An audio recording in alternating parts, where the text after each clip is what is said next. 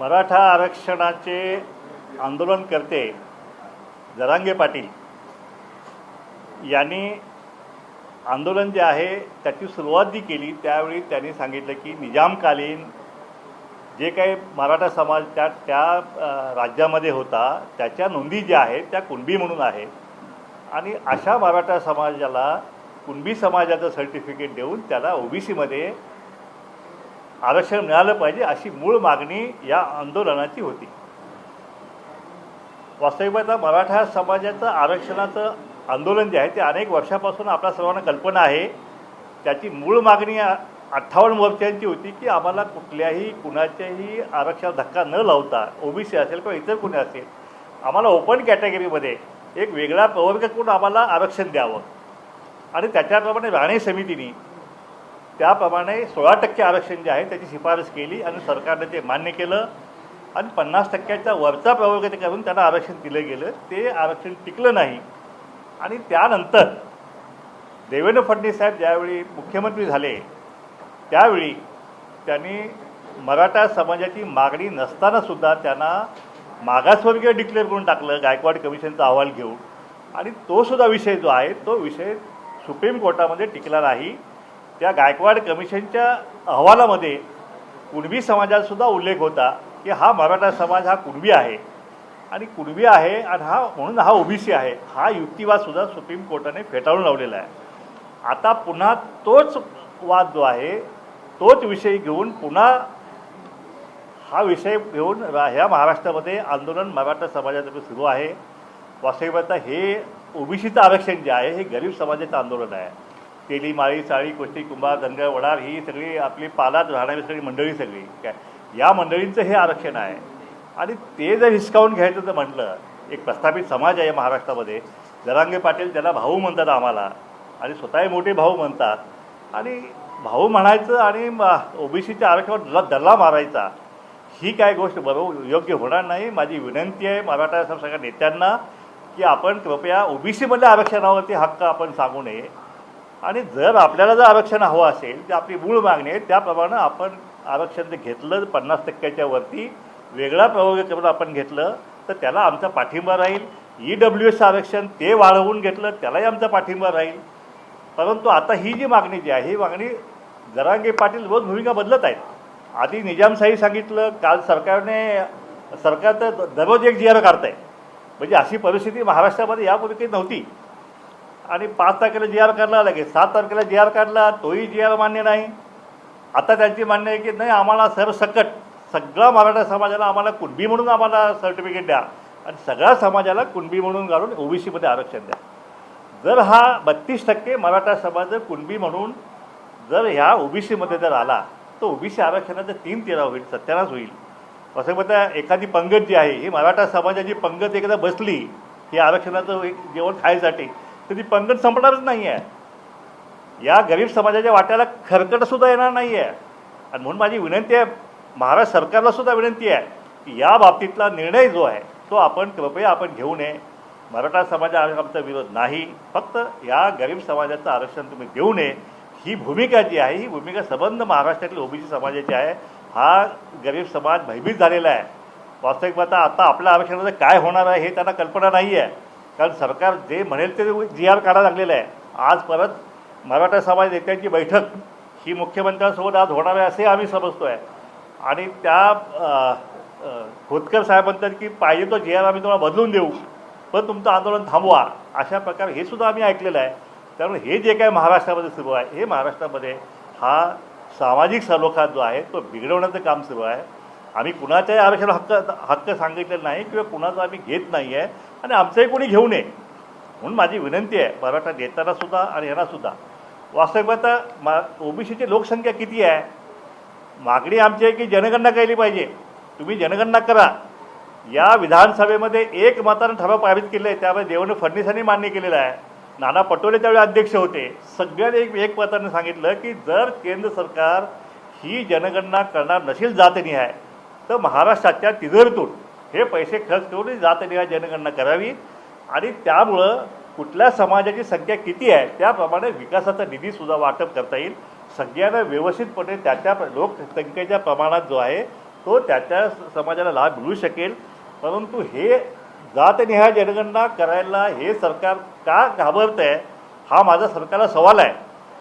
एकीकडं बिहार राज्य आहे, त्या ठिकाणी तिथल्या मुख्यमंत्र्यांनी सगळा म्हणजे भाजपने खूप मोठा विरोध केला त्या ठिकाणी. तिथं सगळा विरोध डावलून त्या ठिकाणी त्यांनी जातनिहाय जनगणना जी आहे ती जनगणना स्वतःच्या खर्चातून केली, संपूर्ण येताना कामाला लावली. पण बिहार जर ओबीसींची जनगणना करू शकते किंवा जातनिहाय जनगणना करू शकते, मग महाराष्ट्र सरकार तर कुठं घोडा आणलं आहे मला कळत नाही आहे. आणि त्याच्यामुळे सगळ्यांचे प्रश्न सुटणार आहेत. म्हणून माझी मागणी आपल्यामार्फत महाराष्ट्र सरकारला की हे सगळं बंद करा, जातनिहाय जनगणना करा, प्रत्येक जातीला आपापला हिस्सा द्या. कुठं सगळे खुश होतील. तुम्ही फक्त मराठा समाजाला 5,500 रुपये द्यायचे, तिकडे ओबीसींना काय दिले तुम्ही? सरकारनं मला उत्तर दिलं पाहिजे आम्हाला की तुम्ही मराठा समाज दिला चांगलं झालं, त्यांना न्याय मिळाला पाहिजे, ही आमची भूमिका आहे. पण त्यांच्यासोबत ओबीसीची मुलं आहेत ना, धनगरांची मुलं आहेत, एस टीची मुलं आहेत. तिकडे ह्यांना तुम्ही किती पैसे दिले? धनगर समाजाला तर जे एस टीला ते धनगर समाजाला काय दिलं तुम्ही? एस टीच्या धनगर समाजाला 10,000 कोटीची आता घोषणा ह्या बजेटमध्ये केली. मी व्हाईट बुक चेक केलं तर तिथे 1 रुपयाची तरतूद नाही आहे. पैसे कोणाचे? 10,000 कोटी तर केंद्राचे. घोषणा कोण करतं आहे? महाराष्ट्राच्या बजेटमध्ये. अरे हे कशी फसवणूक चालू आहे? 1 रुपया कोणाला मिळालेला नाही आहे. हॉस्टेल, ओबीसीचे हॉस्टेल घोषणा जवळपास 4-5 वर्षावर गोष्ट चालू आहे की आम्ही ओबीसीला 72 आम्ही विद्यार्थ्यांसाठी आम्ही हॉस्टेल देऊ. एक तरी दिलं का? एकही दिलेलं नाही आहे. भाड्याच्या इमारती घ्यायचा प्रस्ताव चालू आहे. म्हणजे पुन्हा आणि ते चरावकरण. म्हणजे एकीकडे साथीला निधी द्यायचा नाही, हॉस्टेल द्यायचं नाही, जातनिहाय जनगणना करायची नाही. त्या ठिकाणी आमचा जो अनुशेष आहे नोकऱ्यांच्यामध्ये तो अनुशेषसुद्धा त्यांनी भरलेला नाही. पण माझी मागणी आपल्यामार्फत की ज्यावेळी महाराष्ट्राची भरती होईल प्रत्येक खात्याची, त्यावेळी आधी हा ओबीसी आणि मागासवर्गीयांचा अनुशेष जो आहे तो अनुशेष भरती आधी त्यांनी भरून काढावा आणि मग जी काय भरती करावी. आता जातनिहाय जनगणनाचे आकडे सरकार दरबारी फक्त 1931 सालची जी जनगणना जी आहे तिचे आकडे सरकारच्या दप्तरी आहेत. त्याप्रमाणे ओबीसींची लोकसंख्या जी आहे ती 52% आहे. ती 52% लोकसंख्या आहे. तर आता आमची मागणी अशी आहे की आम्हाला 52% आरक्षण जे आहे हे 27% आरक्षण कमी पडत आहे. आता आम्हाला 52% आरक्षण हे सरकारने दिलं गेलं पाहिजे. अशा प्रकारची मागणी जी आहे आता संपूर्ण ओबीसी सगळ्या समाजाची आता होणार आहे. आणि ह्या सगळ्या मागण्यांसाठी आता जर सरकारने आता पुन्हा दबावाखाली येऊन जर सरसकट मराठा समाजाला जर कुणबी समाज ते दाखले देऊन जर ओबीसीमध्ये समावेश केला तर मात्र या महाराष्ट्रामध्ये ओबीसींचा फार मोठा उद्रेक जो आहे तो झाल्याशिवाय राहणार नाही. आणि त्याची सगळी जबाबदारी जी आहे ती सगळी जबाबदारी शासनावरती राहील. येत्या 12 तारखेला मंगळवारी महाराष्ट्रातील सगळ्या जमातींचे सगळ्या ओबीसी संघटनांचे नेते मंडळी या ठिकाणी 12 तारखेला मुंबईत बैठक होत आहे. त्या बैठकीमध्ये संपूर्ण राज्यव्यापी आंदोलन जे आहे त्याची रूपरेषा आम्ही ठरवू. आणि आता कुठल्याही परिस्थितीत हे आरक्षण वाचवल्याशिवाय आमच्याकडे दुसरा पर्याय नाही. त्यामध्ये वाटेल ती किंमत आम्हाला द्यावी लागली तरीसुद्धा हे ओबीसी नेते जे आहेत ते सगळे कार्यकर्ते ओबीसी नेते ही वाटेल ती किंमत मोजायला तयार आहेत. पण ओबीसीचं आरक्षण जे आहे त्यातला कणभरसुद्धा वाटा जो आहे तो आम्ही कुणाला देऊ देणार नाही. मराठा समाजाला आज या ठिकाणी सत्ता आहे, दिल्लीमध्ये सत्ता आहे, तुमचे सगळे आमदार आहेत, खासदार आहेत, कारखाने आहेत, सगळ्या संस्था आहेत, मोठं आर्थिक सगळं साम्राज्य आहे, बँका ताब्यात आहेत. पण तुम्ही घ्या ना, आम्ही नाही म्हणत नाही. फक्त आमच्या ताटानं तुम्ही घेऊ नका, ह्या गरीब समाजावर अन्याय करू नका. एवढंच ह्या ठिकाणी मी सांगतोय. पुन्हा एकदा महाराष्ट्र सरकारला आम्ही इशारा देऊ इच्छितो, जर तुम्ही अशा प्रकारचा निर्णय तुम्ही केला आणि आज समजा हा तुम्ही GR काढला तर त्या GRला आम्ही कुठल्याही परिस्थितीत कोर्टामध्ये आम्ही आव्हान केल्याशिवाय राहणार नाही. सुप्रीम कोर्टाच्या निर्णयाचा अवमान होईल अशी कुठलीही गोष्ट महाराष्ट्र सरकारने करू नये. आम्ही कंटेम्प्ट ऑफ कोर्ट जे आहे ते केल्याशिवाय सरकारवरती आम्ही राहणार नाही. आमच्या प्रत्येक GRचे जे आहे आमच्या वकिलाकडे आम्ही दिलेले आहेत. आणि ही कोर्टाची तयारी जी आहे, कोर्टाची लढाई जी आहे तीसुद्धा लढण्याची तयारी सगळ्या ओबीसी संघटना म्हणून त्या आम्ही करत आहोत. एकीकडे रस्त्यावरची लढाई आणि दुसरीकडे न्यायालयीन लढाई, या दोन्ही लढाया करून आम्ही हे ओबीसीचं आरक्षण जे आहे ते आमच्या हक्काचं आरक्षण जे आहे ते वाचवल्याशिवाय आम्ही स्वस्थ बसणार नाही. धन्यवाद.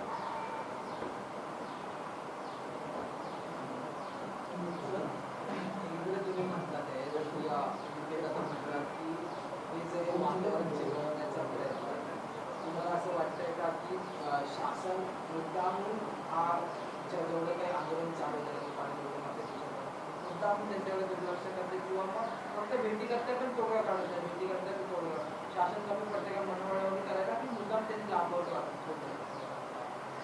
तर शासनानं संविधानात मग जे आहे ते तरतुदीचा विचार करून जो काय निर्णय घ्यायचा त्यांनी घेतला पाहिजे.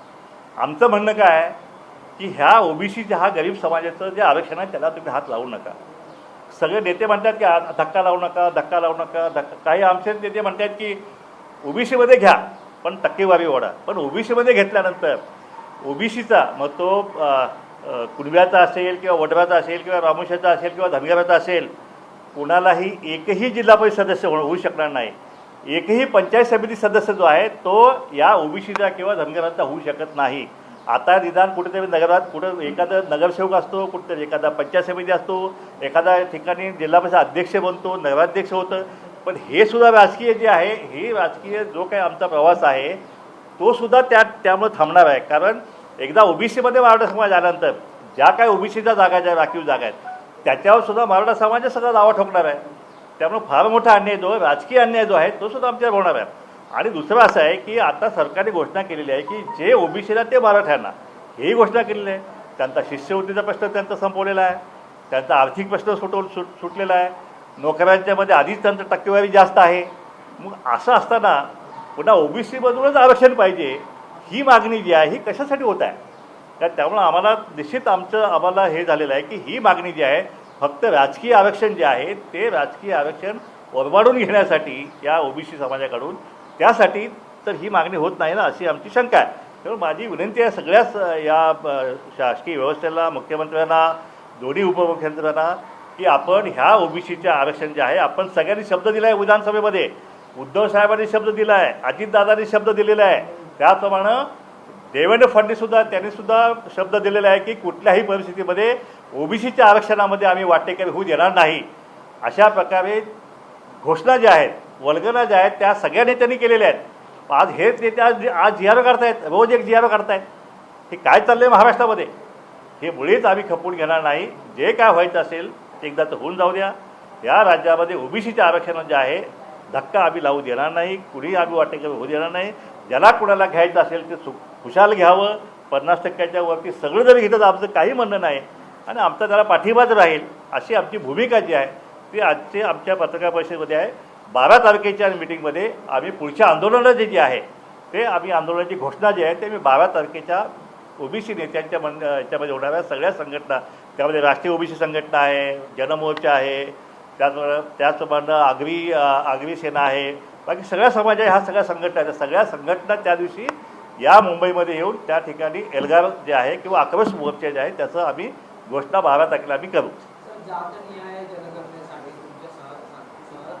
अनेक जे पक्ष आहेत म्हणजे त्यात काँग्रेस असेल किंवा राष्ट्रवादी असेल यांनी मुद्दा उपस्थित केलेला आहे. नेमका जात न्याय जनगणना अद्यापही का केलेली आपली झाल्यानंतर वापस पुन्हा का होत त्याच्या संदर्भात तुमचं या तुम्ही मागे पत्रकार परिषद घेतली होती तेव्हा मुद्दा सांगता तुमचं काही बोलणं होत आहे का? जातनिहाय जनगणना करण्यासाठी हे सरकार का घाबरते आम्हाला कळत नाही. ही मागणी आहे वास्तविकता पार्लमेंटच्या सेशनमध्ये भारतीय जनता पार्टीच्या एखाद्या वरिष्ठ मंत्र्यांनी आम्हाला आश्वासन दिलं होतं सगळ्या खासदारांना की आम्ही जातनिहाय जनगणना करू. परंतु ज्यावेळी करण्याची वेळ आली त्यावेळी त्यांनी सर्क्युलर काढलं की नाही, जातनिहाय जनगणना केली तर जातीमध्ये भांडणं लागतील आणि त्यामुळं सामाजिक स्वास्थ्य बिघडेल, अशा प्रकारचे वल्गना करून ती जातनिहाय जनगणना त्यांनी रद्द केलेली आहे. आणि म्हणून आमची मागणी सुरुवातीपासून की जातनिहाय जनगणना जी आहे ती केली गेली पाहिजे. माझ्या मते काँग्रेसच्या नेत्या सोनिया गांधी यांनीसुद्धा मागणी केलेली आहे, नाना पटोलेंनी मागणी केलेली आहे, सगळ्यांनी मागणी केलेली आहे. पण महाराष्ट्र सरकार जे आहे ते सरकार ही जातनिहाय जनगणना करायला तयार नाही आहे. आमच्या आंदोलनामध्ये प्रमुख मागणी जी आहे ती आमचं आरक्षण तर वाचवलंच पाहिजे असणार आहे.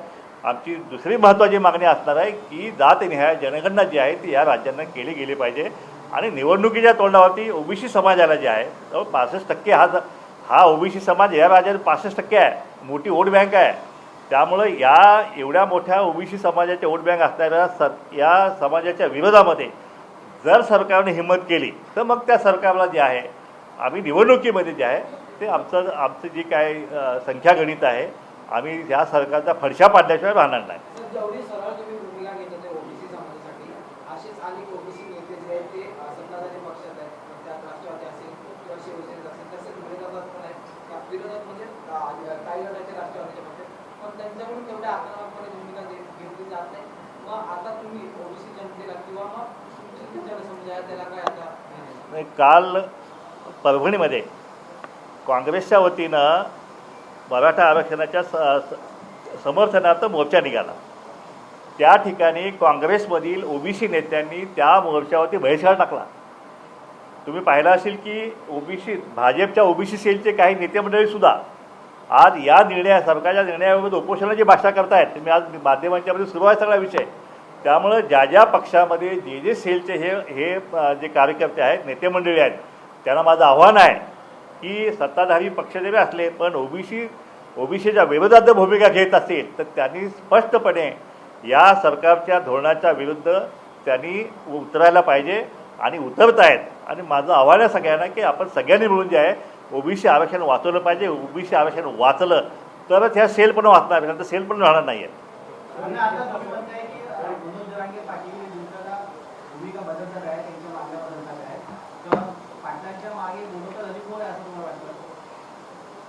जरांगे पाटील त्यांच्या मागं बोलवता धनी कोण आहे हे सरकारनं शोधावं, हे आमचं काम नाही आहे. आमचं म्हणणं एवढंच आहे की ते आमचे मोठे भाऊ आहेत, त्याने आमच्या वाट्याला जे काय भाजी भाकरी आलेली आहे त्याच्यावरती हक्क सांगू नये. ते मोठी मंडळी, मोठे भाऊ आहेत, मोठी ताकद आहे, सगळा मोठा विषय आहे. त्यामुळं केंद्रात त्यांचं सरकार आहे, तिथं घटनादुरुस्ती करून 50% वरचं आरक्षण जे आहे, 50% वरचं आरक्षणाचा मार्ग ते मोकळा करून घेऊ शकतात. आणि त्याच्यामुळे नुसता महाराष्ट्रातील मराठ्यांचाच नव्हे तर जाटांचा प्रश्न सुटू शकेल. बाकी ज्या राज्यामध्ये जे काय उच्च वर्णीय ज्या काही जमाती आहेत त्या सगळ्यांचा प्रश्न सुटू शकेल. आणि म्हणून माझी विनंती आहे जरांगे पाटलांना सुद्धा की आपण हे जे आपण कुणबीमध्ये जे मागणी करताय, कुणबीमध्ये आम्हाला आरक्षण द्या आणि ओबीसीमध्ये आरक्षण द्या, ही मागणी आपण कृपया मागे घ्यावी.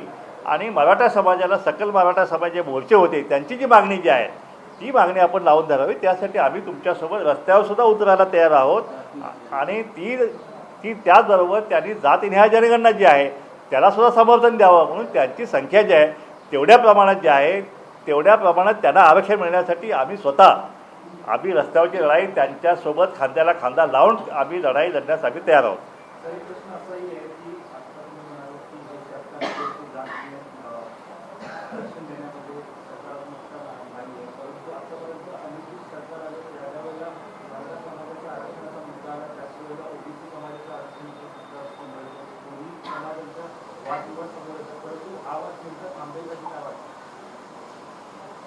वास्तविक पाहता हा वादच नव्हता.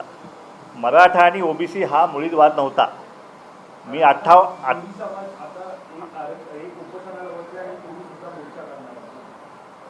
बघा असं आहे की ओबीसीचं आरक्षण हे आपला जन्मसिद्ध हक्क आहे आणि तो हक्क सांभाळण्यासाठी, तो हक्क अबाधित ठेवण्यासाठी, ती आमची भाजी बाकी राखून ठेवण्यासाठी जे काय करावं लागेल ते आम्हाला करावं लागेल ना. उद्या ह्याच्याशी 2 हात करायचे का सरकारशी 2 हात करायचे ते आम्ही ठरवू सगळे म्हणून कसं करायचं ते. तेवढी आमची ताकद नाही आहे. पण शेवटी मरणाची लढाई जर लढावी लागली असेल तर तीसुद्धा आम्ही लढू.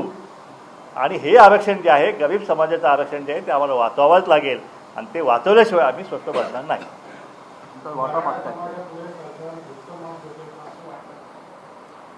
मराठा समाजाला सरकारनं झुकतं द्यावं अशी आमची मागणी आहे की त्यांनासुद्धा त्याने द्यावं, गरीब मराठा समाज न्याय द्यावा अशी आमची भूमिका आहे. EWSमध्ये त्यांना ऑलरेडी 10% आरक्षण दिलेलं आहे.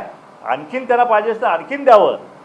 परंतु आमच्या वाट्यातलं जे आहे, आमचं जे सामाजिक मागासलेपण जे आहे ते त्यांना देऊन त्या ओबीसीमध्ये त्यांना आरक्षण देऊ नये. आणि ते झालं तर ओबीसी फार मोठा अन्याय होईल. म्हणून आम्ही सरकारला विनंती करतो. 52% जर करायचं असलं 52% आम्हाला द्या. रेकॉर्डमध्ये 52% ओबीसी आहेत ना, मग द्या ना 52% आरक्षण. आता त्याचा लढा आम्ही वेगळा आधी चालू करणार आहोत. 52%चा लढा सुद्धा आम्ही सुरू करू. एक प्रश्न आहे, तुम्ही आता मराठा आणि ओबीसीचं सांगताय, परंतु कुणब्यांना आता पुण्याचा कुणबी आहे आता तिथं करावं लागतं, त्याच्यामुळे तुमची भूमिका काय? बावकर साहेब कुणबी समाज या ठिकाणी आहेत, त्याविषयी बावकर साहेब बोलतील. बावकर साहेब बोला. हां बोला. ते कुणबी समाजाचे उपाध्यक्ष आहेत. आपण प्रश्न योग्य विचारलेला आहात.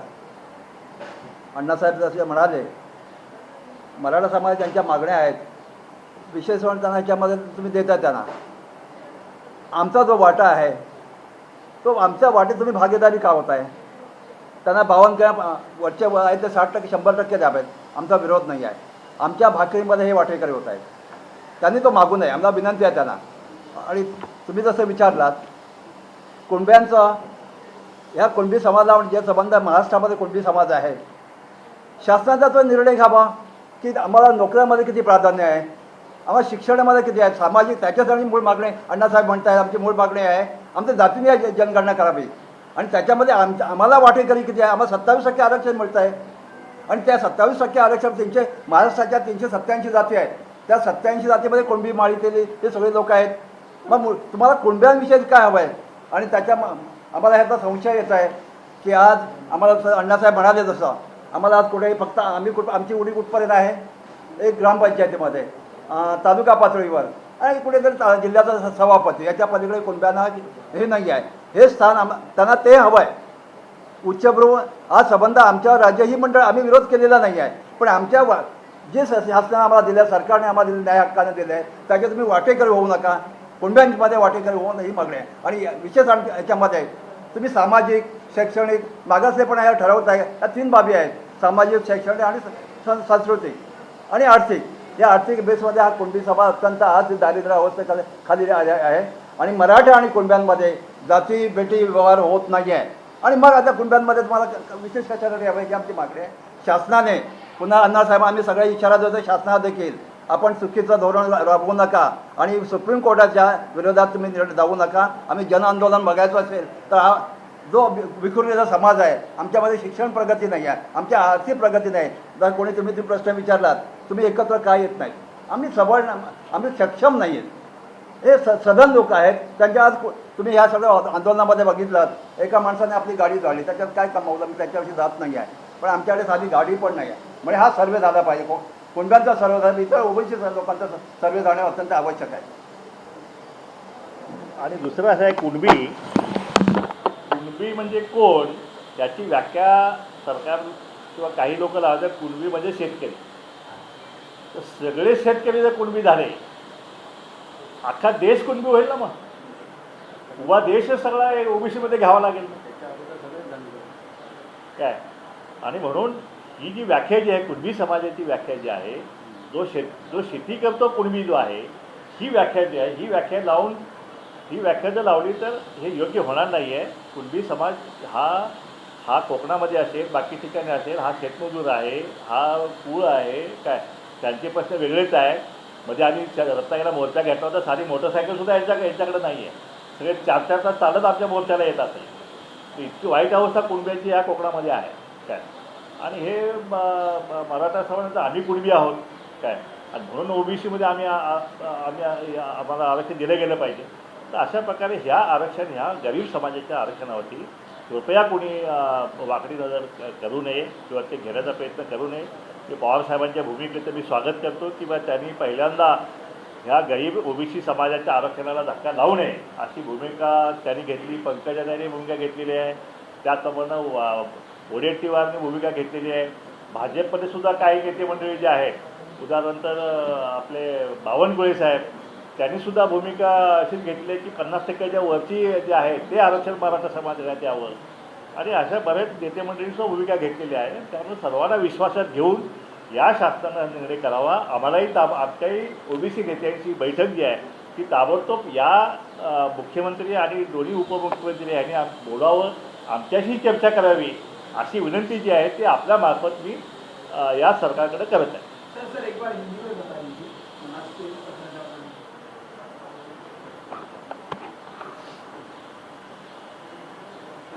मराठा आरक्षण का जो आंदोलन चल रहा है, उन्होंने अभी कल से अपनी भूमिका बदल दी है.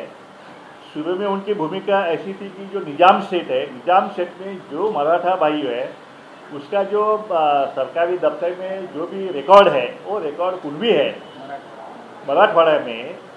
उनको कुणबी का सर्टिफिकेट है कि उनको ओबीसी का आरक्षण देना चाहिए, ये उनकी मांग थी। लेकिन कल से उन्होंने वापस ये आरक्षण की मांग को उन्होंने घुमजाव किया है, बदलाव किया है। अभी कहते हैं कि अभी सारा जो मराठा है वो पूरा मराठा को कुणबी समाज का सर्टिफिकेट देना चाहिए, उनको महाराष्ट्र डिक्लेयर करना चाहिए और उनको ओबीसी में आरक्षण देना चाहिए। ऐसी मांग जो है वो कल से वापस उन्होंने ये किया है, इसलिए हमको आज का पत्रकार परिषद देना पड़ा। लेकिन ऐसा है कि हमारा कहना है कि कुणबी कौन है? कुणबी शेख मजदूर है, और जितने भी सारे जो खेती करते हैं वो सारे अगर कुणबी हो गया तो पूरा देश कुणबी हो जाएगा, पूरा देश ओबीसी में लाना पड़ेगा। तो हमारी मांग ये है कि ये जो मराठा समाज है, प्रस्तावित समाज है, हमारे बड़े भाई है, उनके बाद सारे शुगर फैक्ट्रीज है, सारे जितना भी शिक्षण संस्था है, बैंक है, जो भी है, एमएलएज है, एमपी है, सब उनके हैं। और ऐसे समाज जो है, ऐसे हमारे बड़े भाई जो है, उन्होंने उनके लिए अलग से आरक्षण जो है उनकी मांग करनी चाहिए। वो आरक्षण की मांग को हम पूरी ताकत से उनके समर्थन करेंगे। लेकिन उनकी जो मांग है कि हमें ओबीसी से आरक्षण मिलना चाहिए, उस उनकी मांग को हमने विरोध किया है। सरकार से हम विनती करते हैं कि ये जो कुणबी समाज का सर्टिफिकेट देके मराठा समाज को ओबीसी में जो उनकी मांग है, उस मांग को उन्होंने खारिज करना चाहिए। इस तरह का आदेश निकालना नहीं चाहिए। अगर सरकार ने उनके दबाव में आकर ऐसा कुछ अगर किया तो हमें रास्ते की लड़ाई जो है, रास्ते पे उतर के हमको लड़ाई करना पड़ेगा।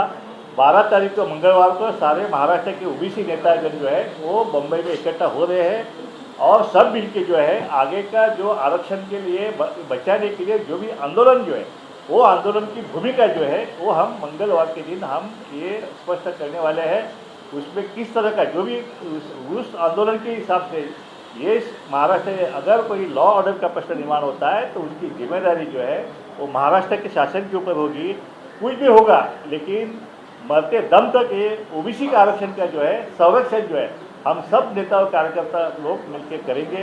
ये इशारा हम आपके माध्यम से महाराष्ट्र सरकार को देते हैं और किसी भी हालत में ओबीसी का आरक्षण का 1% भी जो है वो हम जाने नहीं देंगे। आपके माध्यम से हम विनती करते हैं सरकार से कि हमारे साथ भी चर्चा किया जाए, हमें भी चर्चा के लिए बुलाना चाहिए, हमारे भी सुनवाई होना चाहिए। जैसे कि मराठा समाज को 5,500 करोड़ रुपये दिया है, वैसे हमारे भी जो हमारे बच्चे हैं उसको भी कुछ देना चाहिए। धनगर समाज का जो है उनको भी उन्होंने घोषणा की है कि जो शेड्यूल ट्राइब को दिया जाएगा वो धनगर समाज को दिया जाएगा, लेकिन आज तक खोटी कौड़ी दी नहीं है। एक भी योजना जो है ओबीसी के जो हॉस्टल्स है उसकी योजना के भी एक भी हॉस्टल जो है 5 साल में एक भी हॉस्टल अभी हुआ नहीं है। जाते न्याय जनगणना की अब हमारी मांग है, उसका भी सरकार ने अभी तो उसके बारे में कुछ किया नहीं। इस सारे मांगों को लेके हम ये महाराष्ट्र में एक बड़ा आंदोलन हम खड़ा कर रहे हैं। उसका निर्णय जो है वो हम 12 तारीख को मंगलवार के मुंबई में हम लेंगे और महाराष्ट्र शासन को हम पुनः से विनती करते हैं कि आप हमारे साथ डिस्कशन कीजिए। ठीक है,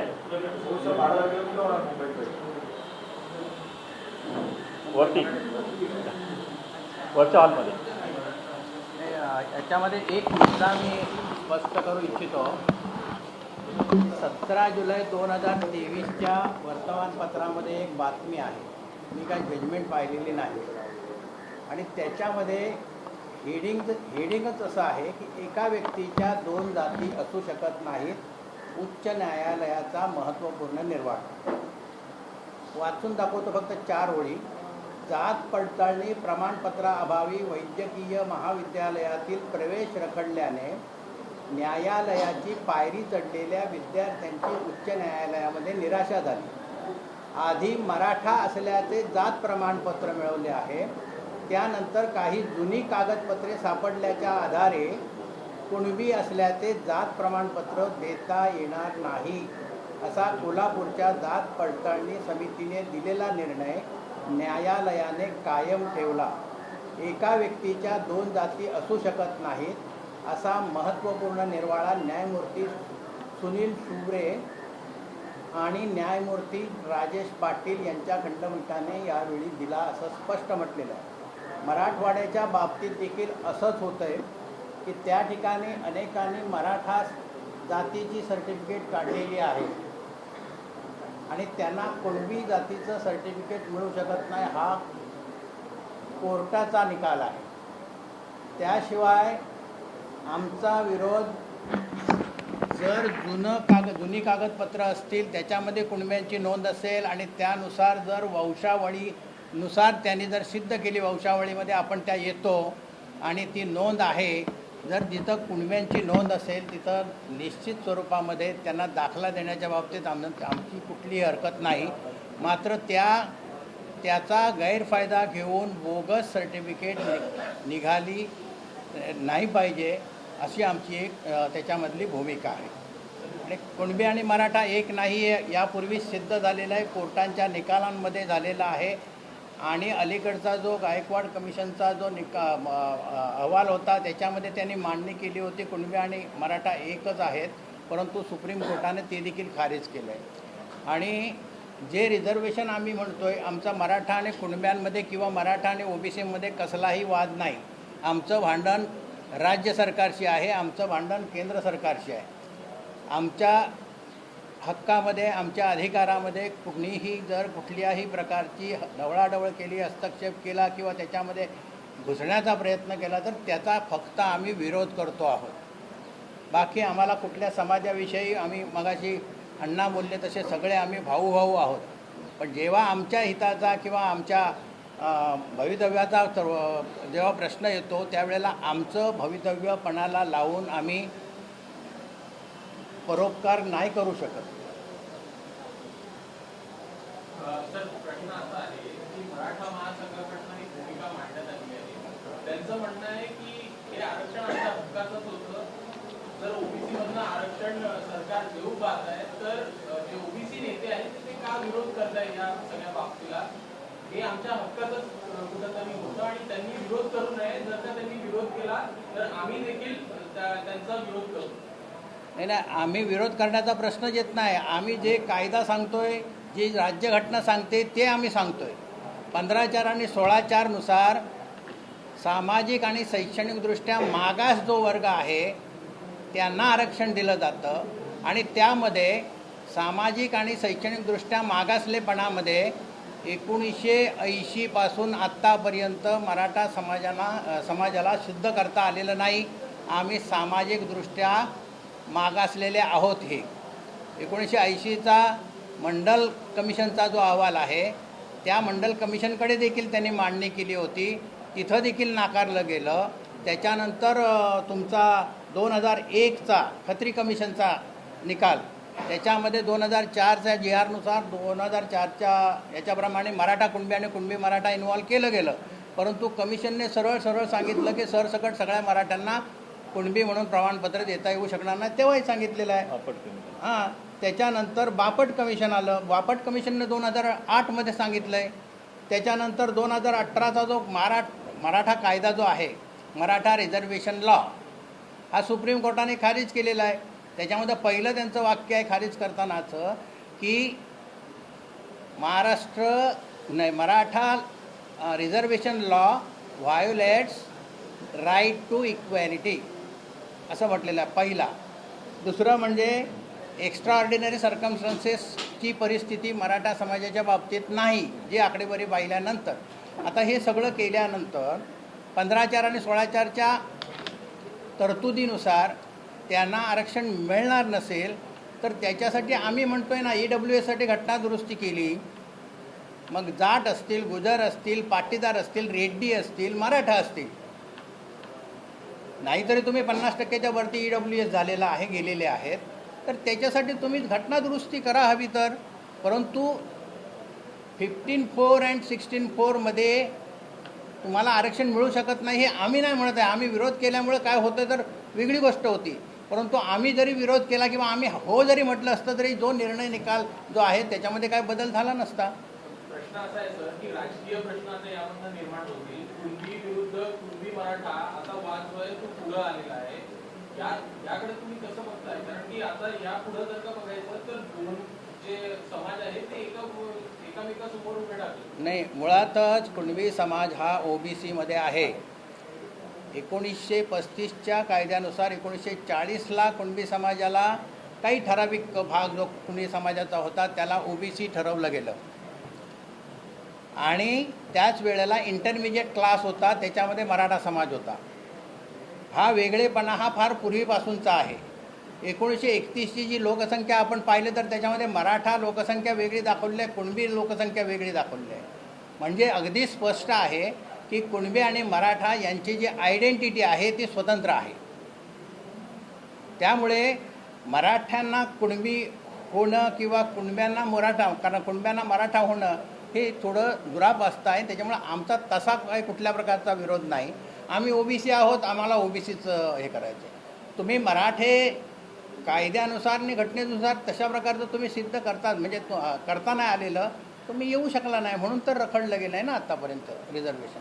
राणे कमिटीच्या वेळेला देखील तसंच झालं. आता एक शेवटचा प्रश्न तुम्ही बोला. मला माहिती होणार आणि त्यानंतर तुमची भूमिका असेल. पण वेळोवेळी जसं मोठ्या प्रमाणात राज्यात अनेक वेळेचे प्रश्न आंदोलन करण्यासाठी मराठा समाज असा ओबीसी समाज कधीच आपल्याला पाहायला मिळत नाही. कुठेतरी नेतृत्व विखरलं गेले का वेगवेगळ्या पक्षात गेले का कमी पडले? एक तर कसं आहे, महाराष्ट्रातला ओबीसी समाज हा छोट्या छोट्या समाजामध्ये विखुरला गेलेला आहे आणि हातावर पोट भरून जगणारी ह्या जमाती आहेत काय. त्यामुळे ह्यांचं संघटन होणं हे तसं महाराष्ट्रामध्ये तसं कठीण गोष्ट आहे. काही लोक चक्क अजूनसुद्धा पालामध्ये आहेत. आता आपली धनगर शाळा म्हणजे अजून समाज डोंगर मिळतील तुम्हाला काय. त्यामुळे ह्या एवढ्या सगळ्या विखुरलेल्या समाजाचं हे संघटन करणं हे तसं कठीण आहे. पण तरीसुद्धा मागच्या वेळीसुद्धा ज्यावेळी हा प्रश्न निर्माण झाला त्यावेळी महाराष्ट्रामध्ये प्रत्येक जिल्ह्यामध्ये प्रत्येक तालुक्यामध्ये ओबीसी समाजाचं आंदोलन जे आहे ते झालेलं आपण सगळ्यांनी पाहिलेलं आहे. आणि तशी वेळ आली तर अजूनही आम्ही आंदोलन करू. प्रत्येक तालुक्यामध्ये आमचे जागरूकता ओबीसी झालेले आहेत आणि मुलं सगळे तरुण मुलं झालेले आहेत. आज एका धनगर समाजाच्या एका मुलानं आज एका मंत्र्यावरती भंडारा उधळला आणि त्याने मागणी केली की ओबीसीच्या आरा धक्का लागता कामा नये, धनगर समाज एसटीचा प्रश्न सुटला पाहिजे. आता हे आंदोलन ही ओबीसी समाजातली मुलंसुद्धा, तरुण मुलंसुद्धा हातात घ्यायला लागलेली आहेत. आणि म्हणून हे होऊ नये. महाराष्ट्राचं जे काही सामाजिक सलोख आहे तो असाच आपला शाहू फुले आंबेडकरांचा महाराष्ट्र आहे.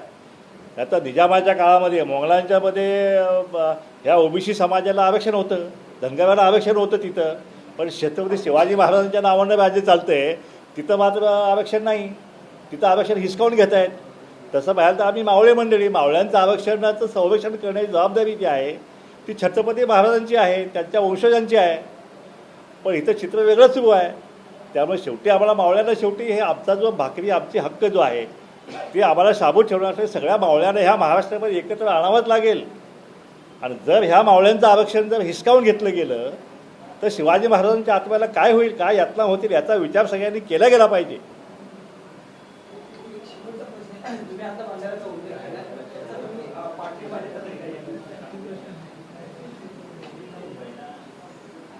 हा आरक्षणाचा वाद जो आहे तो आता गावागावापर्यंत पोहोचलेला आहे आणि प्रत्येक तरुणाला आपल्या हक्काची जाणीव झालेली आहे. आणि हे सरकार जो आहे हे सरकार त्यांचे हक्क देत नाही आहे याची जाणीव झाल्यामुळं या गावागावातले तरुण जे आहेत ते आता बाहेर येणार याची सुरुवात आता झालेली आहे. आणि म्हणून मी सकाळी सरकारला इशारा दिलेला आहे की तुम्ही हे ताबडतोब थांबवा सगळा विषय, नाहीतर हे सगळं लोण इतकं पसरेल की ते सगळं कंट्रोलच्या बाहेर होऊन जाईल. दुसरं मणिपूर जे आहे ते महाराष्ट्रामध्ये व्हायची शक्यता आहे आणि ते होऊ नये अशी आमची इच्छा आहे. आणि म्हणून राज्य सरकारने योग्य ती कायदेशीर पावलं उचलावी. विनाकारण कोणाचं आरक्षण हिसकावून घ्यायचं कारण ते गरीब समाज आहे म्हणून हे महाराष्ट्राला भूषणावं नाही.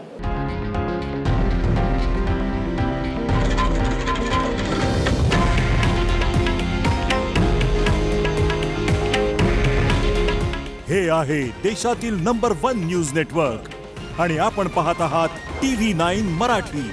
काळजी तुमची, हित महाराष्ट्राचं.